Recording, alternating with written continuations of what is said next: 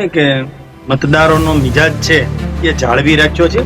સત્તા એ સેવાનું માધ્યમ છે એ ભારતીય જનતા પાર્ટીના તમામ નેતાઓએ પણ દેખાડી આપ્યું છે ને આ મતદારોનો મિજાજ. આમ પણ જે રાજનીતિની લેબોરેટરી છે ને દીક્ષિતભાઈ, કિશનભાઈ, એ મતપેટીમાંથી બહાર નીકળો અને જો જીતા હોય સિકંદર. એટલે રાજનીતિની લેબોરેટરી મતપેટી છે અને બિલાડીના ટોપની જેમ ટાઈમ આવે, ચૂંટણીનો ટાઈમ આવે ત્યારે ઉગી નીકળવું એ તો કોંગ્રેસનું કામ છે અને બીજી એક દિલ્હીથી આવેલી પાર્ટીનું કામ છે. હવે દિલ્હીના એક તો સુરતના મનોજભાઈ સોરઠિયા તો મેયર બનવાની વાતો કરતા હતા અને એ પોતે પણ હારી ગયા છે.